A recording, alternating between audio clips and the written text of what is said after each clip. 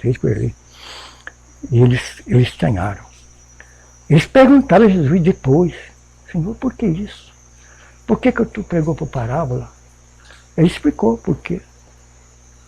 Porque aquele povo não são meu. Aquele povo não tiveram comigo lá no passado. Aquele povo não teve. Ele não saiu de mim para ser salvo, pensei que tinha saído dele lá no município. Tiveram o seu nome escrito no livro da vida de Jesus. Falou assim: esse povo não tiveram o seu nome escrito lá no princípio, não. São duas linhagens, nós sabemos que são duas linhagens. Todos os dois são pregadores do Evangelho. Nós sabemos que até ali no meio do grupo ali, tinha um grupinho ali que não é ajuda. Até onde Judas chegou, irmão? Judas chegou à santificação. Ele chega lá. Ele chega a ser santificado. Eles vão lá. Mas eles não nascem de novo. Por que não nascem de novo? Porque não são da mesma espécie. O irmão Bano explica isso, eu me lembro da mensagem. O irmão Bano explica isso, quando um casal se casa, que não combina, não nasce filho. E como que um Judas ia se tornar um filho de Deus nunca? São coisas que acontecem entre nós. Mas as palavras são de agradecimento. Há um só que é o merecedor de tudo. Um só. Esse é o nosso Deus. Ele enviou seu Filho e nós precisamos reconhecer Ele. O nosso irmão maior. E Ele morreu por nós. E o sangue dele está lá até hoje a nosso favor. Aleluia. Vem? Eu creio nisso, irmão. Eu quero passar isso para os irmãos. Esteja aí na situação que tiver. Mas que o sangue está lá. No propiciatório. O sangue está lá. E está lá por mim. Eu sei que eu profetizei com o irmão, falei com o irmão aqui, que eu não sei da minha vida. Já estou pagando tudo, já estou. Então eu sei que eu não tenho muito tempo aqui na Terra. Eu vou fazer 84. Em abril. Então eu não tenho muito tempo aqui na Terra. Isso é um pensamento meu. Já.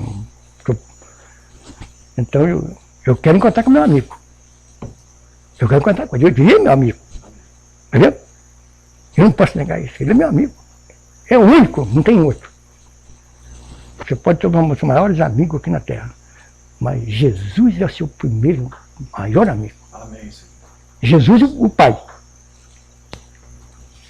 Seu amigo. O irmão não sabia que o Pai também chamava Jesus.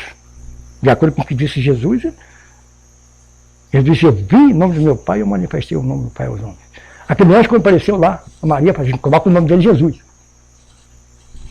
O nome do Pai. O Filho tem o mesmo nome do Pai. Então, eu agradeço primeiro a Deus, e a presença do pastor também aqui, do irmão, que está aqui conosco, e pelos irmãos que estão todos aqui, e por aqueles que não estão também, peço por eles. Vão orar um para os outros, vão esquecer tudo. Esquecer tudo. Um dia nós estaremos juntos lá. Eu quero estar junto com vocês todos. Amém.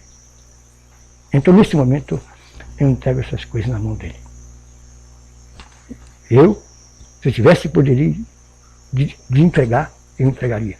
Mas no meu sentimento, no meu pensamento, eu faço essa parte. O meu desejo do meu coração é não ter rixa com ninguém, viver limpo e partir. Partir, vamos embora. Vamos para a luta. Porque a igreja vai diminuir. Não sei se a igreja cresce não, hein? A igreja está diminuindo, está diminuindo, não sabemos. Não podemos profetizar isso, mas nós estamos em luta. Sim. Nós estamos em luta. E Deus está aqui. Eu quero nesse momento entregarmos a mão do servo, pastor, em nome do Senhor Jesus Cristo. Que tome parte, que tome, seja sempre como foi até agora o cabeça. continue conosco. Em nome do Senhor Jesus Cristo. Amém. Tudo Amém. somos e tudo fazemos por Senhor. Amém. Amém. Amém, meu irmão Elias. Deus te Amém. abençoe. Muito obrigado, irmão.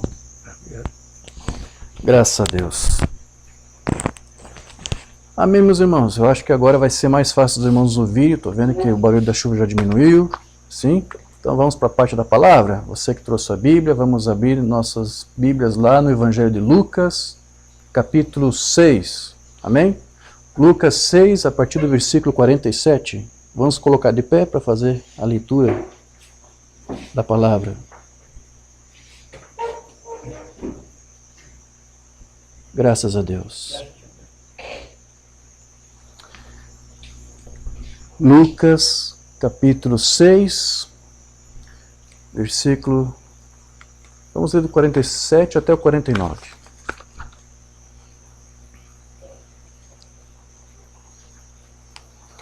Eu já estou usando óculos, mas como o irmão Gilberto fez um bom púlpito aqui, não estou precisando usar ele. Ó.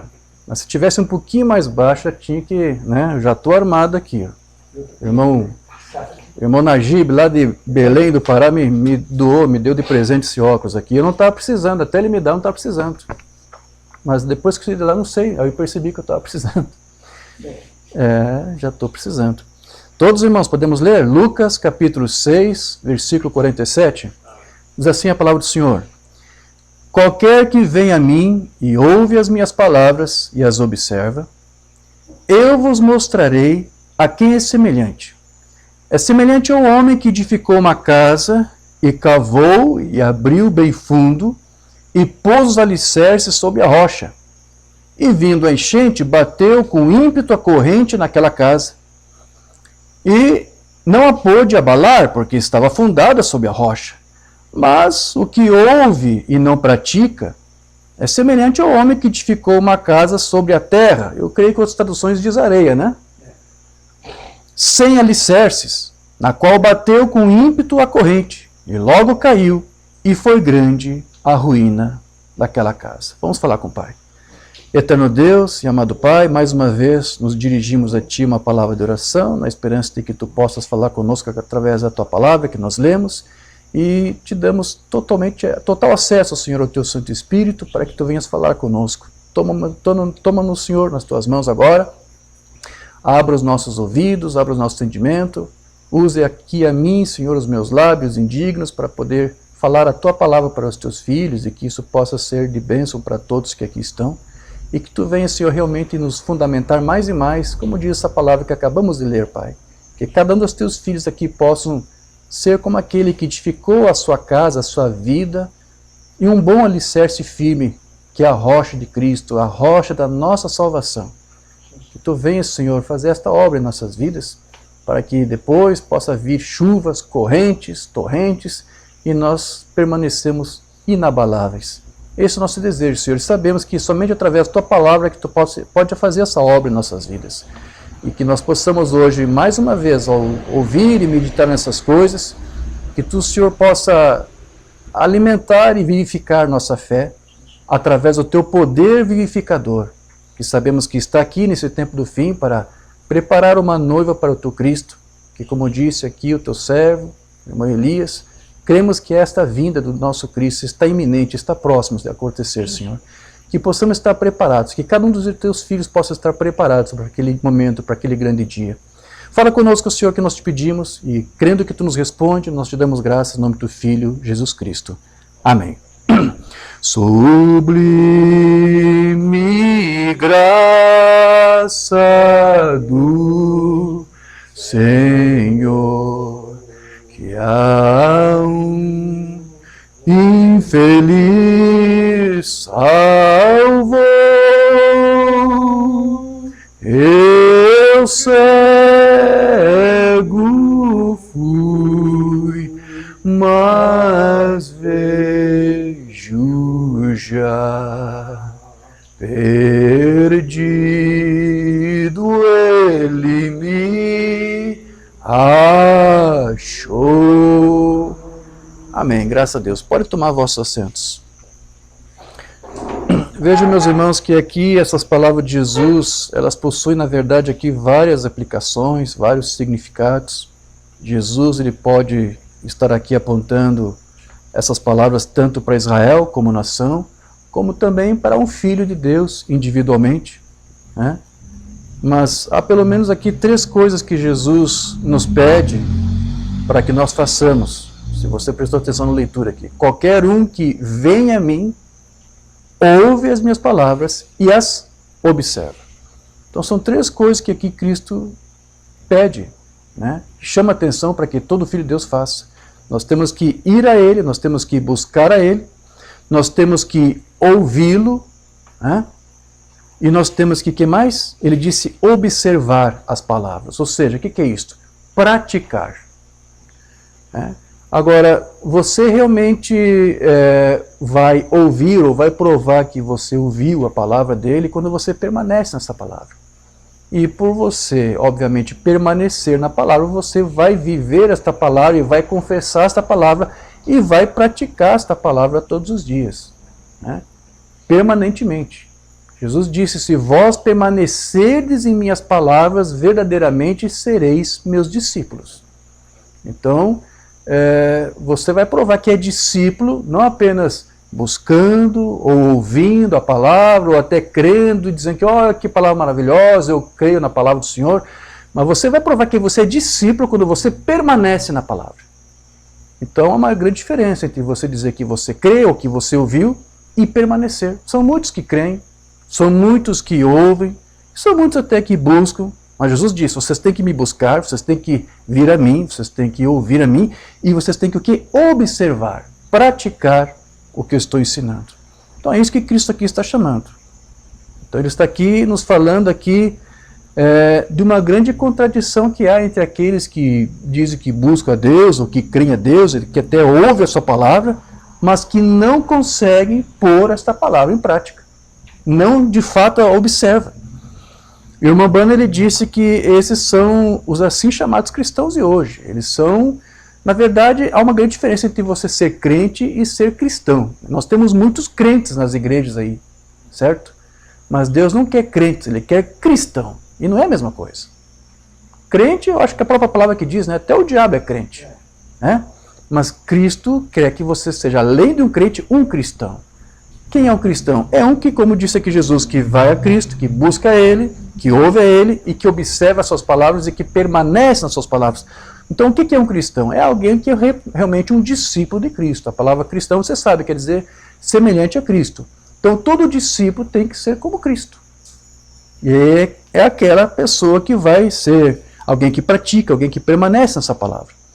E o irmão Branham, ele disse que esses que buscam a Deus, mas que não têm realmente um desejo sincero, um propósito esclarecido de viver para Ele, de praticar a sua palavra, eles querem aí ter comunhão com Deus, eles querem ter comunhão com a sua palavra, eles querem até ouvir a sua palavra, mas ou não sabem ou não querem aplicar, muitas vezes, essa palavra em suas vidas.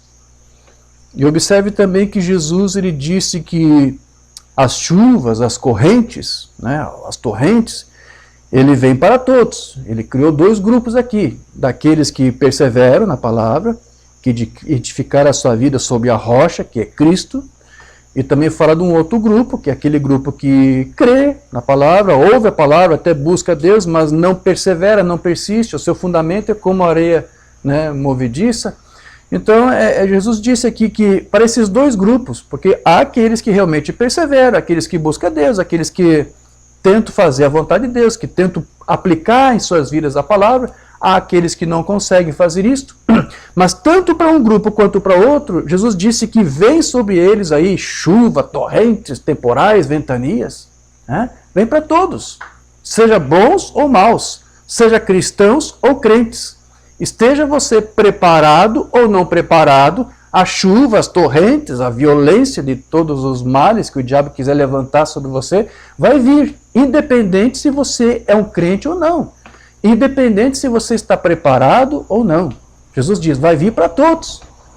Você sabe que a promessa que muitas igrejas evangélicas fazem é que se você buscar a Deus, se você se firmar na sua vida, tiver um propósito de confiar em Deus e viver para Deus, o diabo não virá sobre você, o diabo não te importunará, e não é isso aqui. Não é esse tipo de promessa que a palavra faz. A palavra diz que o diabo vai vir, as torrentes vão vir, os problemas vão vir de qualquer forma. A diferença é que aquele que estiver em Cristo, alicerçado na rocha, esses problemas vão vir, é verdade, mas vão te tornar inabalável. Ou antes, o Cristo no qual você se firma, essa vida com a qual você se comprometeu em viver e se firmar nele, isto vai tornar você inabalável, independente do problema, independente de enfermidade, independente de más notícias. Você é inabalável.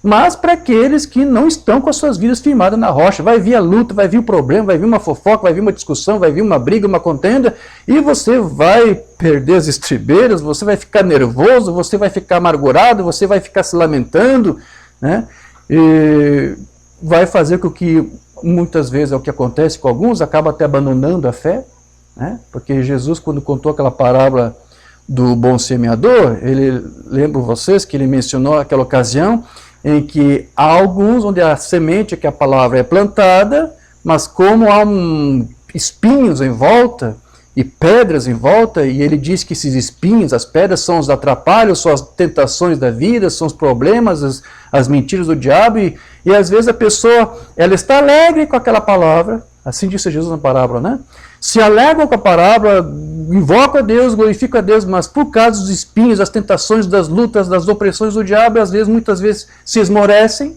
e acabam desistindo. E a explicação que Cristo deu ali é porque a semente não criou raiz neles. Então, como é que faz essa semente criar raiz em você? É isto aqui, você observar essa palavra, permanecer nessa palavra. Então, mais importante do que você crer em Deus, do que você obedecer a Deus, é você permanecer e persistir em todas essas coisas. Que adianta você crer por um momento, obedecer por algum momento? Você tem que crer, obedecer e permanecer em tudo isso. Por quanto tempo? Até Cristo vir. Enquanto tiver um fôlego de vida aí, persiste em tudo isso, persevere em tudo isso. É isso? Ouça Ele, busca Ele e observe o que Ele diz e permaneça nessa palavra. Então, o Umbanda chamava muita atenção para isso. As pessoas nas igrejas estão fazendo isso. Eles até buscam a Deus, estão lá louvando a Deus, estão glorificando a Deus. Mas muitas vezes eles não permanecem na palavra. E o Umbanda também ele nos disse que essas funções das provas, a razão de Deus muitas vezes permitir essas provas, esteja a pessoa, o crente preparado ou não, é para justamente permitir para que isso ajude ao teu aperfeiçoamento como filho dele. Por isso que Deus permite que até sobre os seus filhos venham aí, às vezes, tribulações, que é na forma aqui de ventanias, e temporais, e chuvas, e correntezas. Ele diz que são situações que o próprio Deus permite para nos aperfeiçoar, para nos testar, até mesmo para saber se você aprendeu alguma coisa, porque as lutas, é nos problemas que você consegue provar que você creu em Cristo. Aprendeu alguma coisa, sua palavra, aplicando, pondo em prática o que você aprendeu. Então é quando muitos acabam esmorecendo, é porque estão demonstrando que não conseguiram entender o que a palavra diz ou como aplicar esta palavra. Então eu quero ler algo que o Umbanda disse lá na sua mensagem, Eu Sei, de 60, ele disse, está escrito em uma das escrituras na Bíblia que as provas que vêm sobre nós são mais preciosas do que o próprio ouro, pois é Deus nos dando estas provas. Depois que nos tornamos sua propriedade, nossa confissão e nosso batismo, ou nossa promessa para andarmos em vida para Ele, então cada prova que vem sobre nós é para nos aperfeiçoar para a sua glória. Mas você não pode ser aperfeiçoado se você não estiver bem alicerçado. É para nos trazer a um lugar onde Deus possa se tornar mais real para nós do que Ele já era antes da prova vir. Por que ele disse isso? Porque você tem que entender que quando aqui tratamos da palavra, quando ministramos doutrina, não estamos aqui tratando de teoria. E Deus não é um Deus apenas histórico. Deus é um Deus vivo. Deus é um Deus real. E às vezes é necessário as lutas. Porque através dos problemas, e quando Deus vem ao teu socorro, então você vê que Ele é um Deus verdadeiro. que Ele é realmente um Deus real, que Ele está próximo de ti, né? Então veja que Deus, ele não impediu de seus filhos hebreus passarem por aquela fornalha ardente lá da Babilônia, vocês lembram? Deus não impediu daquilo acontecer. Deus deixou que aqueles 3 filhos lá, hebreus, fossem levados para dentro daquela fornalha. Mas Deus os livrou daquela fornalha lá, de dentro daquela fornalha que Deus os livrou.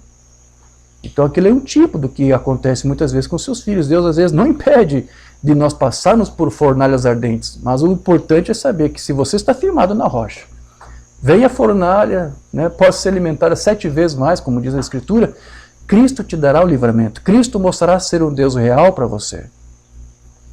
E veja, ainda já que estou falando sobre a Babilônia, aqueles filhos lá, hebreus, que foram libertos, foram livrados daquela fornalha ardente, aquilo foi uma prova de que Deus estava com eles. E veja que como resultado, onde está a Babilônia agora? Cadê?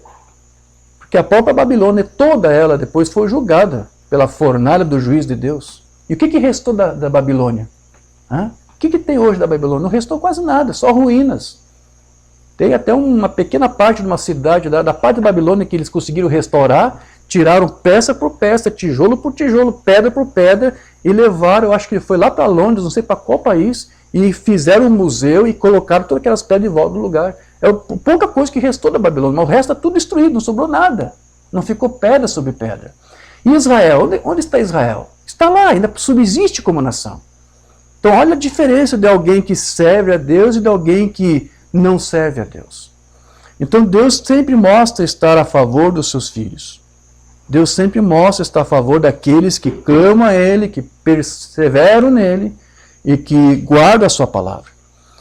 Agora veja, ali nos dias de Jesus, Israel, você sabe que eles não estavam dando ouvidos à palavra.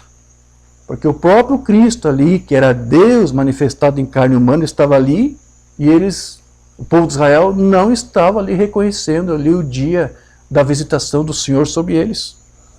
Então eles estavam ali de uma certa forma como alguém que naquela parábola de Jesus estava edificando sua vida sobre areia. Quando veio o juízo sobre Jerusalém, no ano 70 depois de Cristo, o que sobrou daquelas ruínas? Quase tudo foi destruído. E o próprio povo ali de Israel foi expulso. E partiu para uma das mais longas diásporas que eles tiveram. Durou quase 2000 anos, 1878 anos, mais ou menos. Tudo porque eles não reconheceram Deus ali em seus dias. Então, eles não estavam ali reconhecendo que Cristo, Filho de Deus, estava ali para confirmar as Escrituras, para provar a veracidade das profecias que falavam acerca da sua vinda. Ele estava ali para cumprir as Escrituras. Ele estava ali para apresentar a Israel o fundamento de suas vidas, mas eles rejeitaram.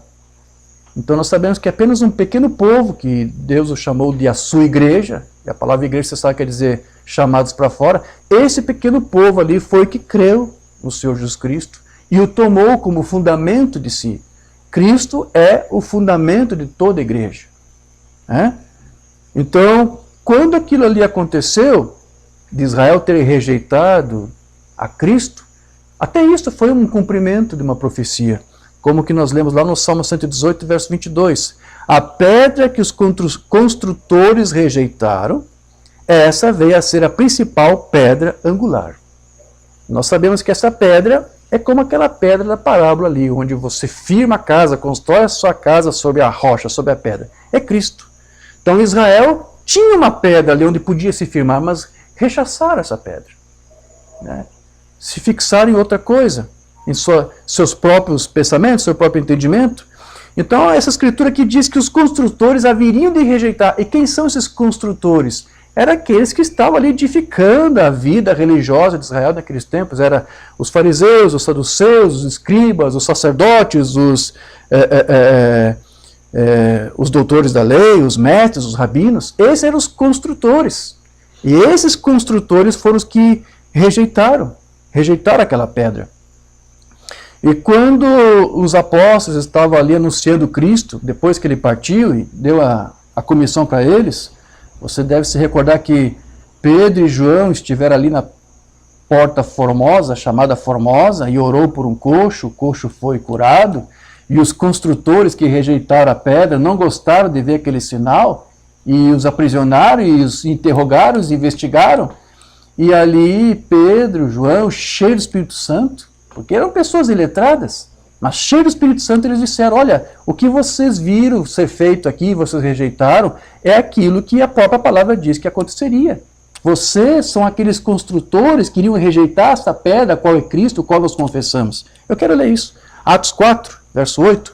Então Pedro, cheio do Espírito Santo, lhes disse, principais do povo e vós, anciãos de Israel, visto que hoje somos interrogados acerca do benefício feito a um homem enfermo e do modo como foi curado, seja conhecido de vós todos, de todo o povo de Israel, que em nome de Jesus Cristo Nazareno, aquele a quem vós crucificaste e a quem Deus ressuscitou dentre os mortos, é em nome desse que este está são diante de vós. Ele é a pedra que foi rejeitada por vós, os edificadores. Vocês, escribas, fariseus, sacerdotes, vocês são aqueles edificadores lá do Salmo 118. Vocês rejeitaram esta pedra. E nenhum outro há salvação, porque debaixo do céu também nenhum outro nome há dado entre os homens, pelo qual importa que sejamos salvos. Então, eles, vendo a ousadia de Pedro e João, e informados de que eram homens sem letra e indoutos, maravilharam-se e reconheceram que eles haviam estado com Jesus. Amém. É o que acontece. Quando você está com Jesus, quando você tem uma vida de comunhão com Jesus, você é como esses homens aqui, né? Você confessa a palavra, você se posiciona pela palavra, você tem a sua vida alicerçada sobre a rocha. Vem a luta, vem o temporal, vem o questionamento, vem a acusação que fizerem, eles não estão preocupados, né? Então eu creio que essa é a postura de todo cristão. Então veja que aqui os discípulos então haviam entendido aquelas lições de Jesus, o seu mestre. E embora talvez eles não tivessem compreendido no início, porque muitos não entendiam muitas coisas que Jesus falava, o Espírito Santo então estava ali dando a eles a compreensão das Escrituras, vendo como que elas deveriam se aplicar. E os discípulos de Jesus, eles também devem ter se recordado que, na verdade, eu creio que foi um mês, pouco antes de um mês, antes de Cristo ser crucificado, o próprio Senhor Jesus Cristo apresentou aquela mesma escritura para eles. Eu quero ler isto, está lá em Mateus 21, verso 42. Perguntou-lhe Jesus, nunca leste as escrituras? A pedra que os edificadores rejeitaram, essa veio a ser a principal pedra angular. Isso procede do Senhor, é maravilhoso aos nossos olhos. Portanto, eu vos digo que o reino de Deus vos será tirado e será dado a uma nação que deu seus frutos. Então o próprio Jesus havia identificado aí os construtores daquela profecia como sendo aqueles líderes daquela nação. E conta uma tradição que na época quando, nos dias de Salomão, creio, quando o templo de Salomão estava sendo construído, eles estavam numa grande pederneira, num local onde eles esculpiam pedras, né? Eles cortaram as pedras para fazer a construção desse templo, tiraram de uma rocha, de uma grande montanha, na verdade, e conduziam e transportavam isso até o local exato lá onde o templo estava sendo construído. E nesse transporte eles traziam todas as pedras que eles conseguiam, né? Algumas eram brutas, outras eram trabalhadas, depois transportadas para depois ser alocadas, ajustadas. E diz a tradição que havia uma pedra que eles haviam trazido e que não estava se encaixando com nada daquilo que eles precisavam e acabaram deixando um canto. E o templo de Salomão levou um bom tempo para ser construído, quero crer. Eu não sei, talvez a escritura diga quanto tempo levou, talvez levou mais um ano, eu não sei. O irmão sabe? Se lembra disso? Eu não lembro agora. Bom, o fato é que essa é o que a tradição conta, né? Todo o tempo que eles estavam construindo, então, os fundamentos, aquela pedra lá estava lá, que eles haviam trazido e que rejeitaram. E houve um dado momento que eles tiveram que levantar o fundamento do templo e eles precisavam colocar uma pedra ali que fosse fixa e que resistisse ao peso de todo o fundamento que eles estavam levantando. E havia várias pedras que eles colocavam e que não resistia, ou afundava, ou partia, ou quebrava, então não dava certo. E eles estavam até desesperados já. até que então alguém olhou para aquela pedra que eles haviam rejeitado e disseram, olha, vamos experimentar aquela pedra lá, que já estava lá um bom tempo, havia sido abandonada, esquecida, né? Mas passou por vento, por chuva e tudo, e ela continuava ali, né? Então eles tiveram trabalho para trazer aquela pedra, né? E assentaram ali no fundamento, e essa foi aquela pedra que eles estavam precisando. Porque ela resistiu a todo o fundamento. A pedra que eles haviam rejeitado se tornou pedra fundamental de esquina. Então essa escritura que nós lemos lá no Salmo, tudo, isso é baseado nessa experiência, diz que isso aconteceu. Então veja que tudo isso era um registro, na verdade, para mostrar o que aconteceu com Cristo, porque ele era a pedra de Israel e os construtores daquela nação rejeitaram. Agora, infelizmente, isso não é um problema apenas para Israel, porque a própria igreja que deveria tomar esta pedra, este Cristo, como seu fundamento, também tem sido rejeitado. Irmã Branham, você sabe, exaustivamente falou que Cristo tem sido rejeitado toda vez que um grupo se organiza, uma igreja, uma denominação se organiza para substituir Cristo, a revelação de Cristo, da sua palavra, por algum credo, por alguma doutrina, por algum sistema de homens. Quando uma igreja se organiza ou se denomina para fazer isto, eles estão outra vez sendo como aqueles construtores que rejeitaram essa pedra. E assim fazendo, eles nunca vão conseguir dar um bom testemunho de Cristo. E esse fundamento, essa rocha, que é Cristo, é o fundamento da igreja. E esse fundamento, você sabe, ele se manifesta ou se torna revelado para nós na forma da palavra, na forma do ensinamento, na forma de doutrina. Doutrina esta que nos foi trazida, nos foi ensinada através dos apóstolos.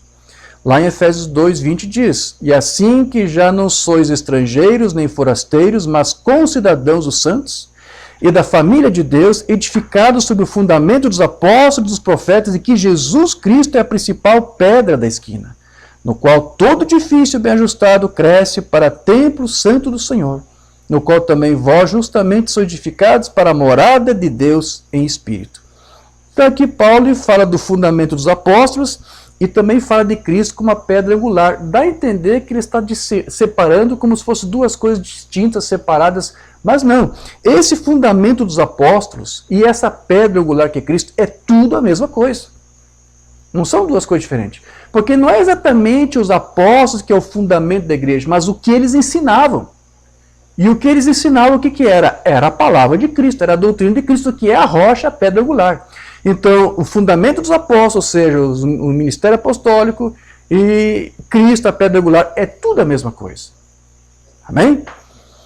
E Paulo mesmo menciona isso lá em 1 Coríntios 3:10. Segundo a graça de Deus que me foi dada, pus eu, como sábio arquiteto, como sábio construtor, o fundamento. E outro edifica sobre ele, outro construtor, ou seja, outro ministro, outro pregador, pastor, né? Vai pregar de acordo com aquela mensagem que eu estou trazendo, vai fazer eco a mesma coisa que eu estou dizendo. Qualquer outro que é chamado por Deus vai dizer a mesma coisa que os primeiros pais ensinaram. E como edifica sobre ele, porque ninguém pode pôr outro fundamento além do que já está posto, o qual é Jesus Cristo. Então aqui está claro, sim? Qual é o fundamento da igreja? É os apóstolos? É os homens? Não é os homens, os apóstolos, né? Mas é Cristo, que se torna conhecido através do ministério deles, é verdade, mas é Cristo o fundamento. Cristo é o fundamento da igreja.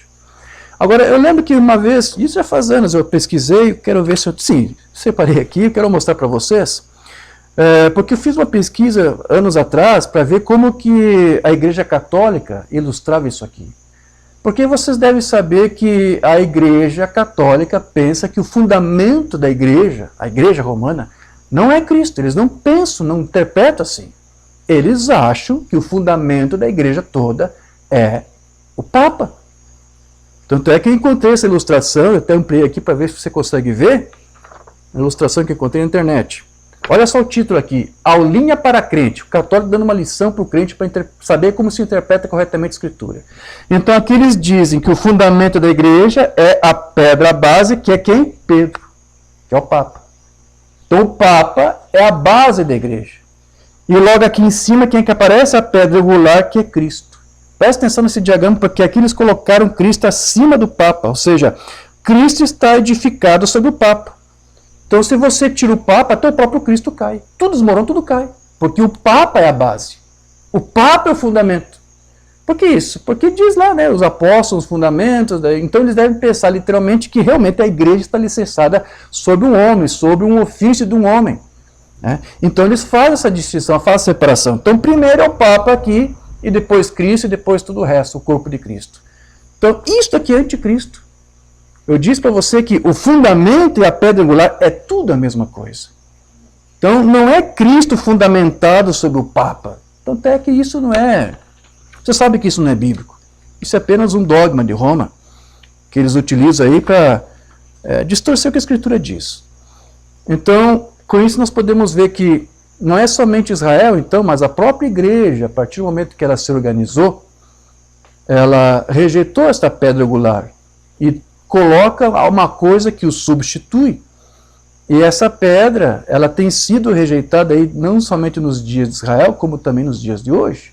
E infelizmente não é só a igreja romana que tem substituído essa pedra, que tem rejeitado essa pedra, colocando o Papa no lugar dela. Não é só a igreja romana, mas também as suas filhas, como diz lá em Apocalipse, né? As demais igrejas. Nessa viagem missionária que eu estive, eu visitei uma igreja evangélica e eu disse, meus irmãos, me perdoem por favor, mas não quero que vocês se ofendam, mas não há diferença entre igreja católica e evangélica, não há.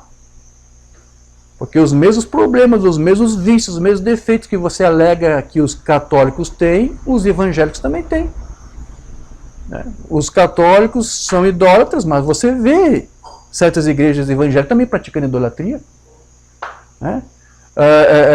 A igreja católica praticou aí aquele tribunal de inquisição, né? E os evangélicos também têm seu próprio tribunal. Não somente o caso aí literal, como de Calvino, que pôs na fogueira Michel Servet, mas há outras formas de você matar alguém. Há igrejas aí, há povos, há igrejas que às vezes tentam matar a tua influência, tentam matar você de diversas formas. Né? Colocam as pessoas, seus próprios membros, sob inquisição. Então não é uma coisa só dos católicos lá do passado. Né? Você lembra dos católicos que praticavam as indulgências? Se você pagar certas indulgências, né, que era uma espécie de título de capitalização do céu. Ou seja, você dá uma oferta boa, bem grande, e isso te garantia um lugar seguro no céu. Você acha que é muito diferente de algumas certas igrejas que dizem, faça um sacrifício grande agora, dê o melhor que você puder, e será garantido uma bênção, uma vitória, até o lugar do céu. Tem igreja que faz esse tipo de promessa também. Qual é a diferença, meus irmãos? Não há diferença. Então não há diferença. Eu até comentei para eles que lá quando foi comemorado aqui os 500 anos da Reforma Protestante, eu lembro que na ocasião eu escrevi numa rede social, os evangélicos não têm nada para comemorar. Porque eles não conseguiram fazer nada diferente. E simplesmente imitaram a sua mãe. Apenas de outra forma, mas continuam fazendo a mesma coisa. Então veja, como eu disse, esses construtores hoje estão rejeitando também a pedra. Quem são esses construtores hoje? Os teólogos, os PhDs, os doutores, como a banda sempre repreendia, que substituem a palavra de Deus por programas de igreja, por doutrinas de homens, por sistemas de homens. Eu quero ler algo aqui que a Umbanda disse. Mensagem, o que é isso em tua mão? 55. E quando eles estavam construindo o templo de Salomão, eles tinham todas as pedras cortadas. Tudo estava em ordem, mas eles encontraram uma pedra de aparência estranha. Eles não achavam que uma coisa assim alguma vez atingisse qualquer coisa, então eles simplesmente a jogaram fora sobre uma pilha de ervas daninhas, e eles continuaram com a sua argamassa e suas pedras, colocando-as juntas, e vieram a descobrir que a mesma coisa que eles tinham rejeitado, eles construíram até aqui, e descobriram que não podiam ir mais adiante, havia uma pedra faltando, e eles construíram sobre isso, mas eles não puderam ir mais adiante, e a própria pedra que faltava era a principal pedra angular que haviam expulsado para um lado. E eu vou dizer isso para os batistas, presbiterianos, então vocês podem se gloriar nisso. Tudo bem, uma das coisas principais que os batistas ou qualquer outra igreja, e o que todos temos feito, e o que vocês pentecostais estão fazendo, vocês estão rejeitando a única principal, a única pedra angular que existe, que é Cristo. E se eu disser para você, vou abrir um parênteses aqui, e se eu disser para você que os tabernáculos da mensagem também estão fazendo a mesma coisa? também estão rejeitando essa pedra angular aqui. Os construtores de muitos tabernáculos da mensagem, principalmente aqueles que dizem os pioneiros, também têm rejeitado essa pedra aqui, irmã Elias. Não tem sido nada diferente. Quando você a chuta para fora, você pode dizer, isso não irá funcionar em nosso programa. Bem, em que programa irá funcionar então? Eles dizem isso, tem ministro da mensagem dizendo isso. Tem um ministro aí que conheceu a doutrina, alguns levaram até as literaturas para ele, e ele até admitiu, olha, eu admito que essas literaturas, essa doutrina da mensagem que vocês estão pregando e crendo, eu admito, isso é tudo verdade. Mas eu não posso pregar isso na minha igreja, porque se eu fizer isso, ela ficará vazia. Nós temos 2, 3 testemunhas que ouviram isso desse ministro. Mais ou menos não é o que o irmão Branco está dizendo. Porque eles dizem, isso não vai se encaixar em nosso programa. Não vai. A doutrina, a rocha, que é Cristo, não se encaixa em muitos programas de igreja e de tabernáculos. Porque eles já rechaçaram a pedra.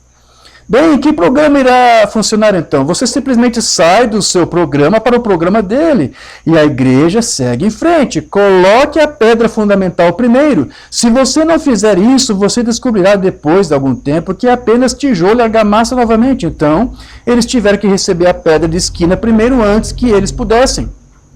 A pedra angular antes que eles pudessem continuar. Moisés tinha rejeitado isso.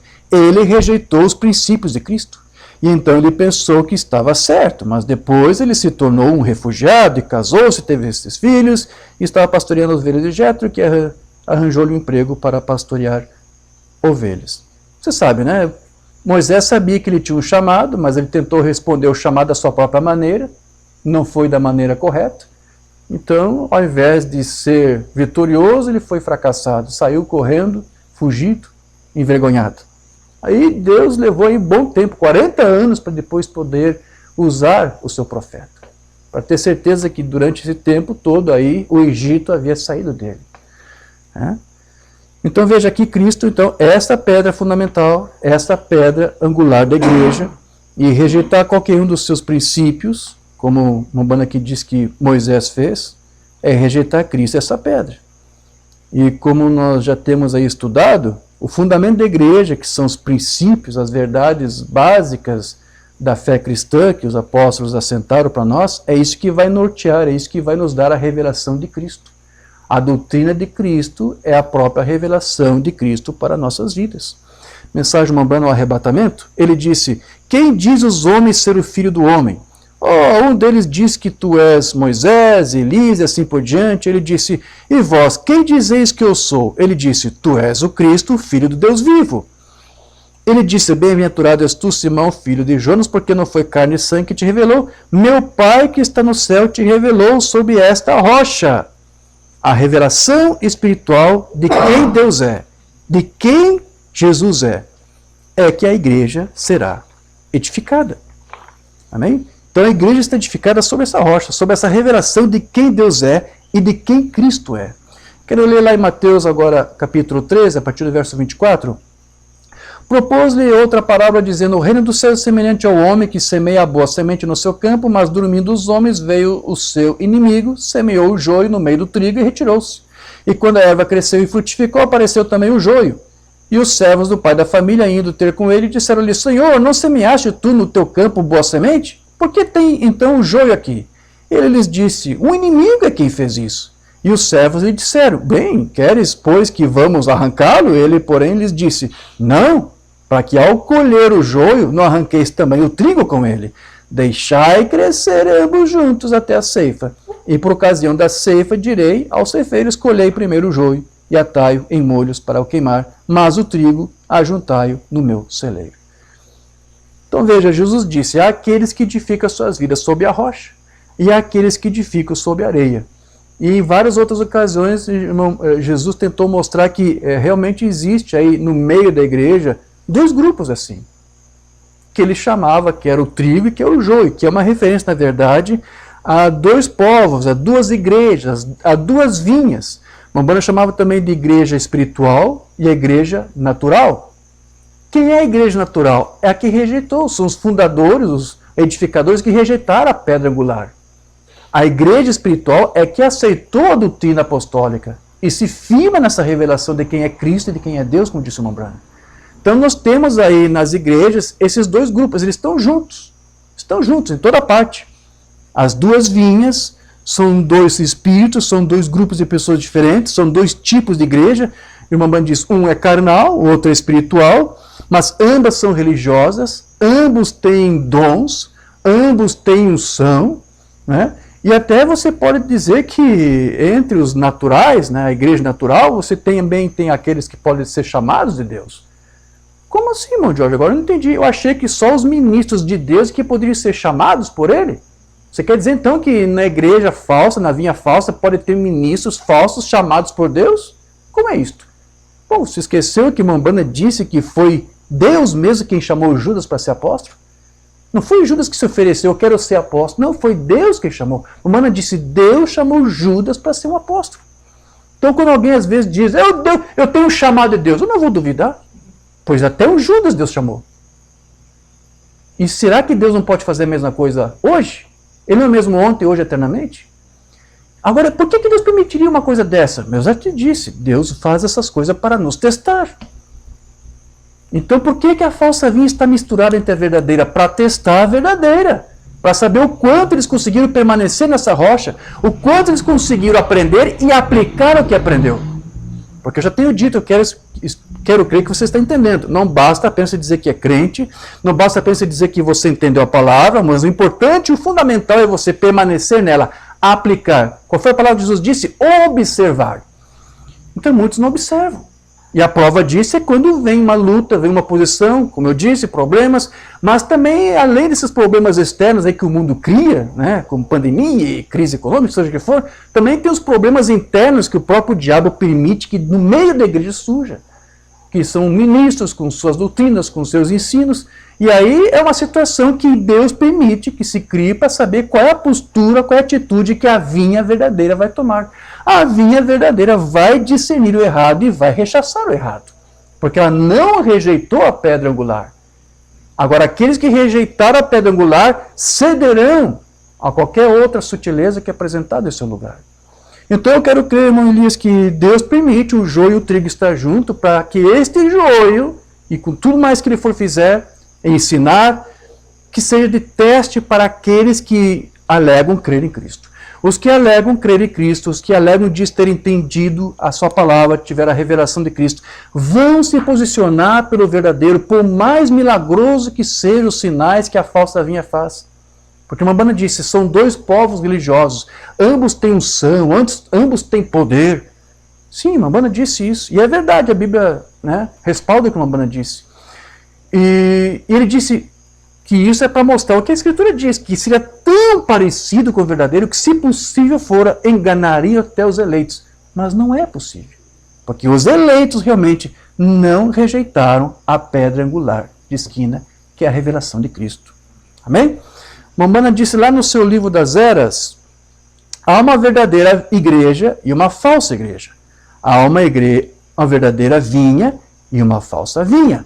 Mas é claro que a falsa igreja, o corpo da falsa vinha, sempre procurará usurpar a posição da verdadeira igreja e sustentar que ela, e não os eleitos, são os verdadeiros e os autênticos. A falsa procurará matar a verdadeira.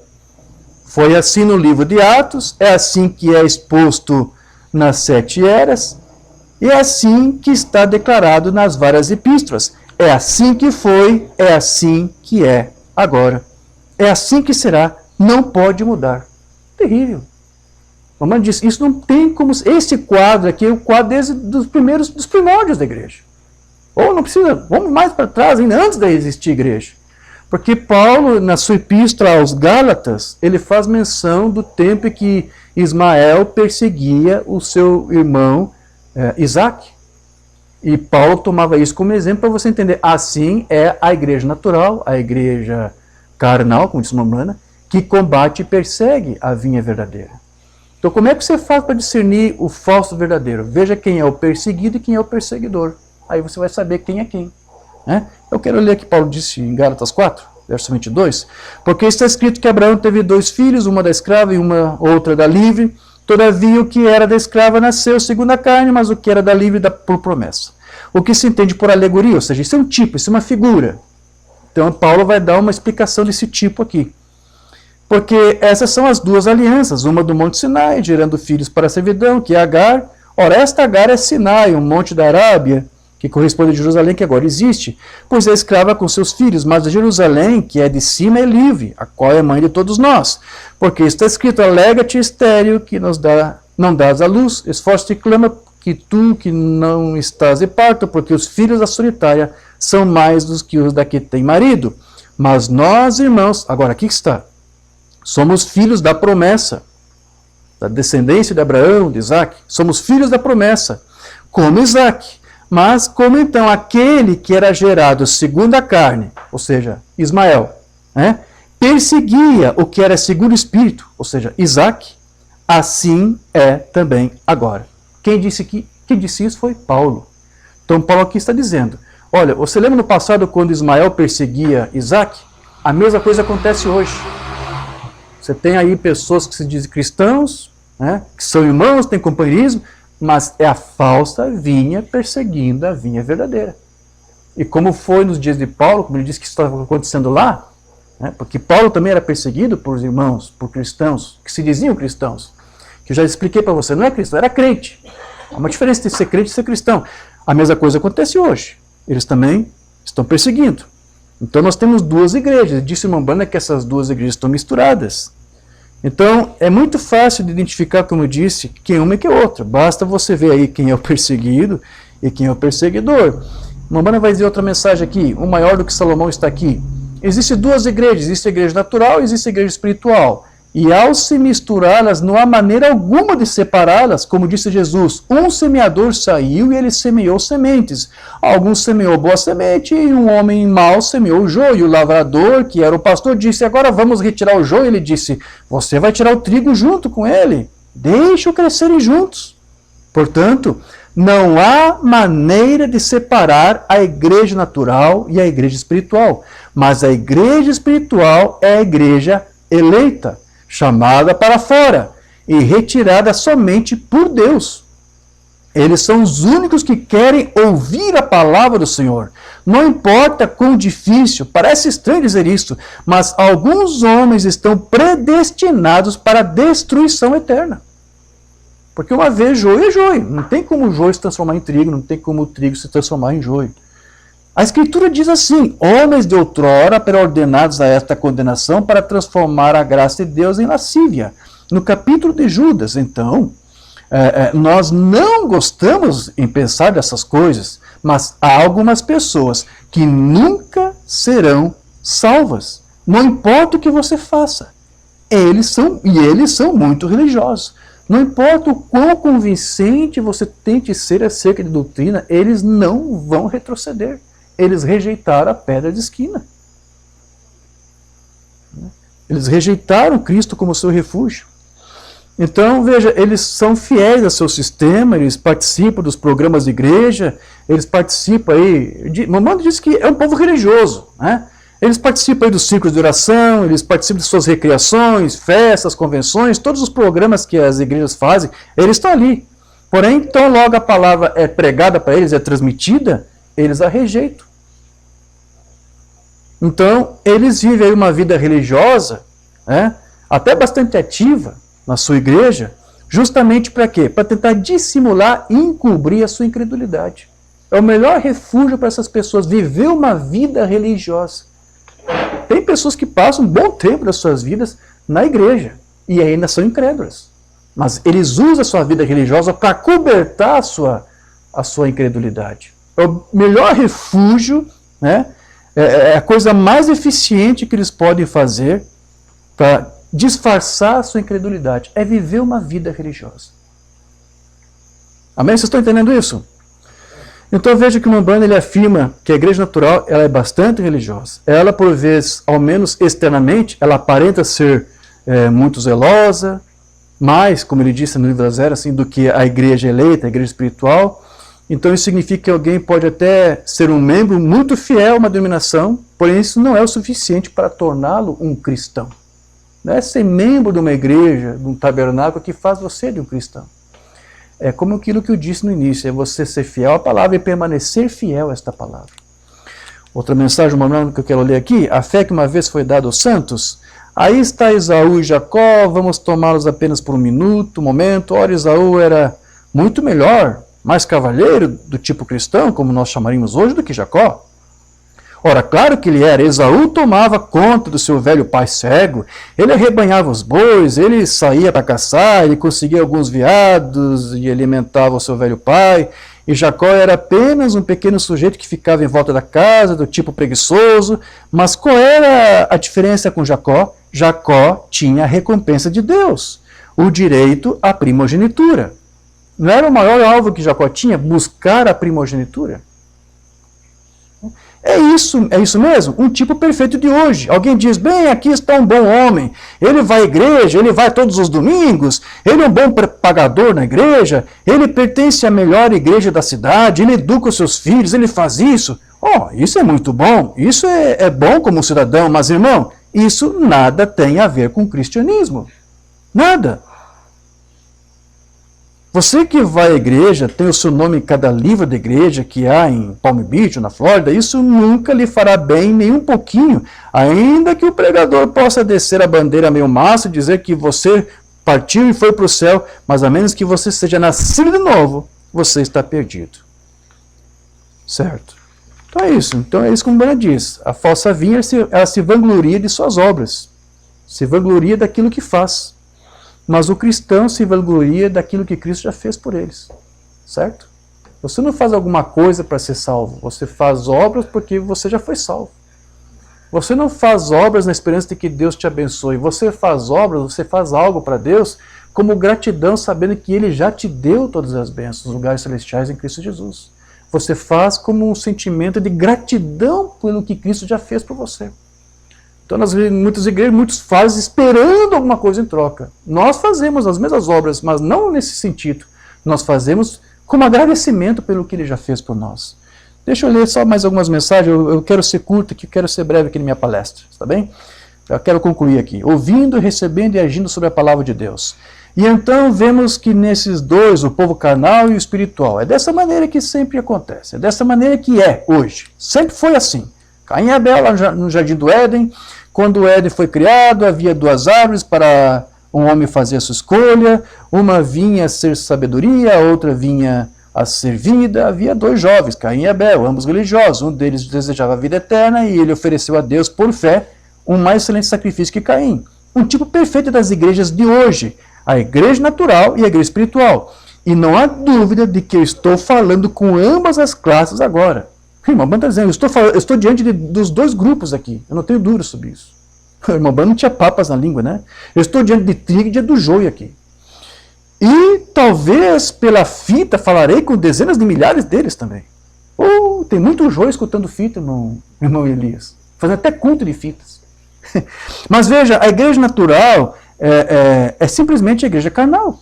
Eles nunca são capazes de ficar acima daquela pequena coisa do eu me juntei à igreja, se eu for à igreja, se eu fizer o melhor que eu posso, isso é tudo que Deus requer. Agora, essa é a mesma coisa que Caim fez. Ele foi e fez um altar, ele fez um sacrifício, trouxe os frutos da terra, ele disse, aqui está Deus, isso é o melhor que eu posso fazer, é tomar ou largar. Então veja, o irmão Bana aqui está dizendo que o crente carnal, ele pensa que ser cristão é viver aí uma vida de religiosidade, cumprindo com compromissos de igreja, com os programas da igreja, dando suporte à organização com seus programas, recitando algum dogma doutrinário, servindo à sociedade, porque tem aquelas igrejas também que fazem filantropia e tudo, como se Deus nos chamou para fazer isso. Não é isto. Ser cristão é simplesmente o quê? Dar testemunho da vida de Cristo em si mesmo. E não seguindo em leis e um sistema de homens. Amém? Mensagem de Deus falou a Moisés, agora eu creio que era a igreja natural, a igreja judaica que foi levada para fora do Egito, para a Palestina era a igreja natural, o povo natural de Deus, que tinha uma lei natural, vê? Mas nós hoje somos a igreja espiritual de Deus, com uma lei espiritual escrita nas tábuas dos nossos corações. Então, nós não vivemos por causa de alguma coisa que nos diz faça isso ou faça aquilo. Não. Há uma lei espiritual que foi impressa, que é gravada nos nossos corações. Nós tentamos servir a Cristo porque o próprio Cristo que está em nós nos leva a servir a Ele, a guardar a sua palavra e viver para Ele. É como o Mambana disse, Deus nos chamou para isso. Deus nos chamou para viver vidas separadas. Mas, como disse o Mambana, eu não quero ler aqui, tem muitos sermões mencionando isso, né? Deus nos chamou para viver uma vida separada. Mas alguns, ao invés de ter separadores, querem o quê? Ele disse, quer misturadores. Não é isso? Muitos estão à procura de misturadores, mas Deus quer o quê? Deus quer separadores. Deus quer aqueles que possam realmente separar, viver sua vida separado para Cristo. Então o Mambana ele tem dito aí que não há como você separar, lembra que ele disse? Não há como você separar esses dois grupos, essas duas igrejas. E por outro lado, também ele afirmou que os filhos de Deus, eles não podem ser abençoados se estiverem associados com os incrédulos. Mensagem ouvindo, recebendo e agindo sobre a palavra de Deus. Ele disse, agora Abraão, lembre-se, enquanto eles estavam associados à igreja natural e à igreja espiritual, eles nunca receberam a bênção. Jacó nunca foi abençoado até que ele se separou de Esaú. E Abraão nunca foi abençoado até que ele se separou de Ló. Você lembra disso? Agora veja, então, vamos voltar para o caso de Jacó. Jacó, ele era um homem que buscava pela sua primogenitura. Dá para nós concluirmos aqui a palestra. E essa primogenitura também é uma alegoria, como dizia Paulo, é uma espécie de símbolo. O que seria essa primogenitura? É aquilo que nós colocamos como prioritário para nossas vidas, que é a rocha, que é Cristo, que é a revelação, que é a doutrina de Cristo. E isto é a nossa primogenitura, e que a igreja no passado perdeu. A igreja católica, quando se organizou, ela perdeu sua primogenitura. Da mesma forma como Esaú perdeu sua primogenitura e trocou por um prato de lentilhas. Agora, eu lembro que eu já ministrei sobre isso, eu só quero aqui resumir rapidamente. Foram encontrados aí, tempos atrás, tábuas de argila mesopotâmicas das cidades de Nuzi e Mari. Essas tábuas tinham mais de 2000 anos antes de Cristo. Então essas tábuas mostravam como que era a vida social dos mesopotâmios daquele tempo. E não se esqueçam que Abraão saiu da Mesopotâmia, saiu da cidade de Ur. E ao sair de Ur, ou ter vivido na Mesopotâmia, ele saiu de lá e continuando a viver com as práticas das leis da Mesopotâmia. Você sabe que a esposa de Abraão não podia dar filhos para ele, ela era estéril.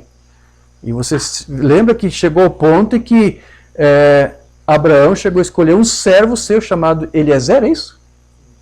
Eliezer para ser o seu herdeiro. Agora, por que Abraão fez isso? Quando você vai lá para essas tábuas da Mesopotâmia, você vai entender isso. Por quê? Porque essa era uma prática daquele tempo.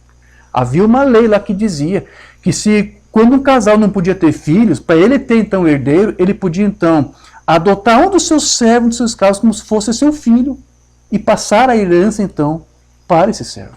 Havia uma lei lá. Então, Abraão praticamente seguiu aquelas leis lá da Mesopotâmia.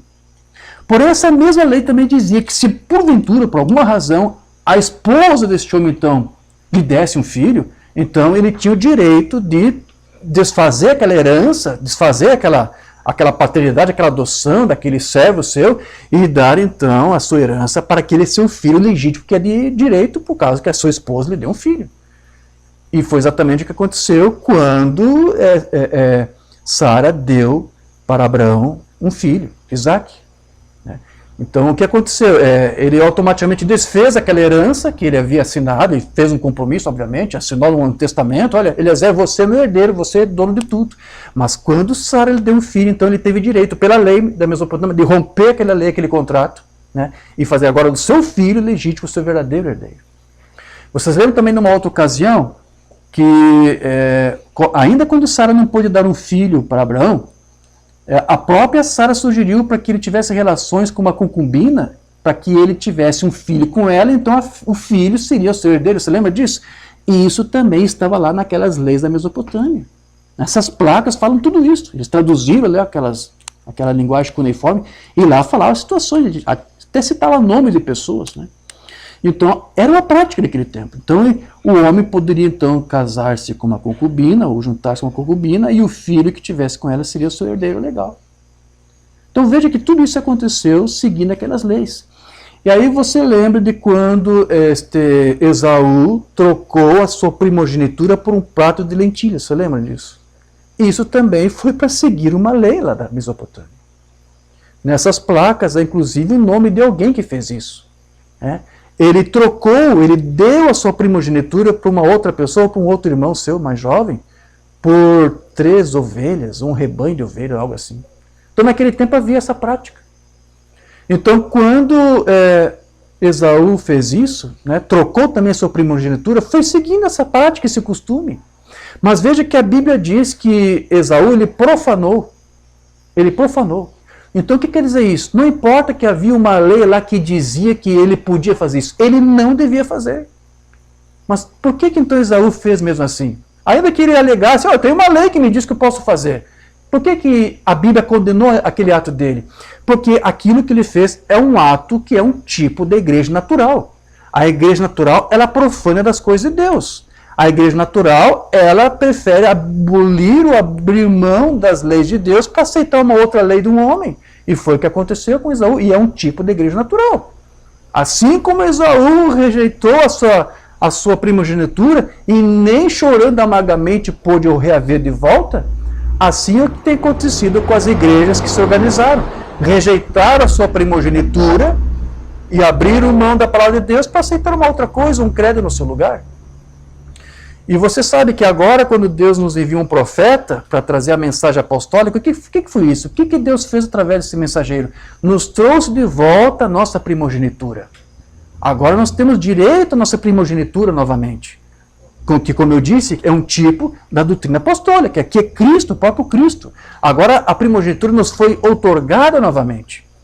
Mas aqueles que rejeitam agora esta mensagem também estão rejeitando outra vez a sua primogenitura. Né? Então você tem que ter muito cuidado, você tem que ter muito zelo para poder ter certeza de que o que você está fazendo, o tipo de vida que você está vivendo, está de acordo com a palavra de Deus, para que você não perca a tua primogenitura.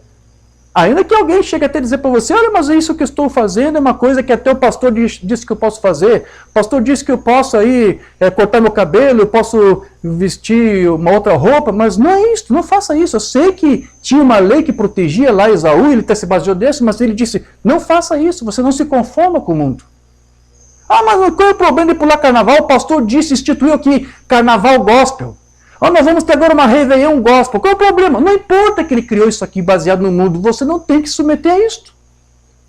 Você não se conforma com o mundo. Você não vende a sua primogenitura por um prato de lentilhas romanos. Amém? Então, é só um exemplo que eu estou dando aqui, muito corriqueiro. Poderia ser vários outros aqui. Eu espero que o teu Espírito Santo te ajude e consiga te aplicar o que eu estou dizendo. Mas Deus nos chamou nesse tempo do fim para agora rever esta primogenitura, que é a doutrina apostólica, e posicionar-se por essa pedra angular, que é Cristo, a revelação de quem Cristo é, de quem Deus é. Que Deus ajude a sua igreja, que Deus ajude os seus filhos, para que eles permaneçam inabaláveis. Venha toda a torrente de doutrina, venha toda a crítica contra a fé que você tem, mas que você consiga permanecer firme, que você consiga ser fiel a essa doutrina, que você consiga ser fiel e posicionar a tua vida sobre esta pedra, esta rocha angular que é Cristo. E você não será envergonhado. Amém? Diga graças a Deus. Diga louvado seja o nome do Senhor. Amém. Graças a Deus. Se coloque de pé. Vamos falar com o Senhor uma palavra de oração. Precioso Deus e amado Pai, agradecemos, Senhor, por esse tempo curto que tivemos para tratar da sua palavra, dessa escritura que nós lemos, dessas escrituras que nós lemos aqui sobre a importância de nos edificarmos sobre a rocha que é Cristo e a revelação de quem é Cristo. E aqui estamos, Senhor, com esse propósito, porque, como dissemos, cremos que Tu nos resgatou nossa primogenitura. Que os Teus filhos que aqui estão, Senhor, e que aqueles que estão ouvindo esta mensagem, não ousem em momento algum rejeitar esta primogenitura, em hipótese alguma, Senhor. Como a palavra diz que Esaú profanou disso, que nós não viemos a profanar disto, mas que venhamos a tomar e abraçar isto como a coisa mais preciosa em nossas vidas. Jacó, disse o teu profeta, tinha um monte de defeito, mas o que ele tinha de qualidade é que ele buscava ardentemente pela sua primogenitura. Que isso possa ser um desejo da igreja espiritual que aqui está ouvindo essa palavra, ou que ouviu essa palavra, que eles possam realmente, ardentemente buscar pela sua primogenitura e zelar por isto, e não permitir que nada a tome deles. Que eles possam permanecer com essa palavra, que eles possam ser fiéis a esta palavra, e que eles possam, apesar das lutas, apesar dos problemas, através das torrentes, do vento que sopra, dos rios que transbordam, que eles possam passar por esses testes incólumes e permanecer firmes, fiel a Ti, esta palavra. Ajuda a Tua igreja que está aqui, Senhor, que tem sido acometida por todo tipo de lutas, de problemas, de tentações, toda sorte de situações têm sido criadas, Senhor, para fazer com que Teus filhos se desanimem, desistam da sua fé, desistam de crer, desistam de se posicionar. Mas o Teu Cristo disse que isso seja uma lição para nós, que nós possamos crer nele, buscar a Ele, ouvir a Ele e aplicar o que Ele nos ensinou e permanecer naquilo que Ele nos deu. Nos ajude, Senhor. Nós não podemos por nós mesmos fazer isto. Que isso seja Tu mesmo operando em nossas vidas. Nós não damos conta de viver essa palavra, a menos que Tu, Cristo, viva em nós e nos ajude a viver esta palavra. Então, com Teu auxílio, com Teu socorro, nós cremos que nós venceremos, nós cremos que nós conseguiremos. Ajuda os Teus filhos que aqui estão, Senhor. É o que nós Te pedimos e Te agradecemos, no nome do Senhor Jesus Cristo. Amém? Digam graças a Deus. Amém.